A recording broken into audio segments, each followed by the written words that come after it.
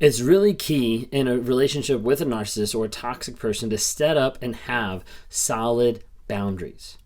See, a lot of people out there think that, oh, boundaries are for the narcissist. Like, boundaries are to help control them or help contain them or just help limit the amount of abuse that they give out. Well, while some of that can be true to a certain extent, boundaries are really for you. Boundaries are for the person that's getting abused. Boundaries are for the victim. And you might think, like, how does that work? Okay, well, boundary is a line in the sand, is a level, is a limit of how much shit you're going to take before you release the consequences or before you transition out of that relationship. And a lot of times people don't think of it that way. They just think like, oh, I need to set a boundary. I need to set a goal. I need to set something for the narcissist. And they do, but it's normally done in haste. It's normally not done with very much thought.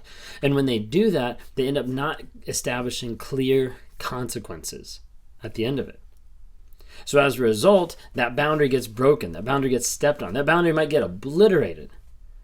And nothing happens. And in the narcissist mind, when nothing happens, that means that you're open for more. You're willing to experience more abuse, more gaslighting, more lies, more deception, because of the fact that you set a boundary and the narcissist blew right through it means in their mind that was just a game. It was just a test. It was just something to be able to go through, and now they have free game. So be really careful when setting boundaries. Be careful on how much you articulate boundaries.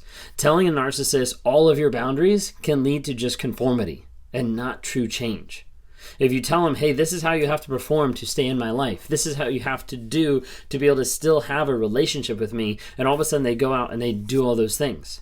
And you're like, wait a second, they've been changed. Well, there's also an aspect that even though they might change, it's typically short-lived. And it doesn't last long-term because that change was just conformity. It was just you saying, hey, I need you to do X, Y, and Z. And they're like, sure, I got you. And they get in there and they do X, Y, and Z.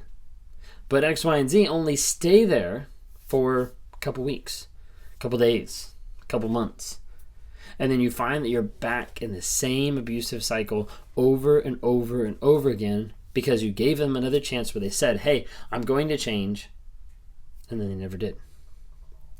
Boundaries, a lot of times I communicate that you should come up with 6 boundaries or goals for your relationship. And those boundaries and goals should be something that you can measure. 1, 2, 3, 4, 5. Yes, no. Easy, simple, factual answers. Did he do this? Yes. Did she experience this? No. Did she lie? Yes. Did he, X, Y, and Z. Easy, cut and dry. Yes or no. Okay. And they also need to be time sensitive. Okay. Has she lied in the past 3 weeks? Has he lied in the past 6 months? Has he abused in this amount of time? Has she yelled at me in this amount of time? Like whatever it might be, it needs to have a quantifiable time and data in it. So what you do is you come up with 6 boundaries/goals. Now to those 6 boundaries and goals, you take 2 of them and you communicate those to the narcissist. You don't communicate the other 4, and you never tell them what the other 4 are because those are your boundaries that you want to see progress over time. And if a narcissist is only looking to just please in the moment and just to get you and to keep you, they're only going to do the first 2. There's not going to be a natural progression of them wanting to experience and do more. There's just an aspect of them checking the boxes to say, hey, I did what you asked me to do, so why are you leaving now?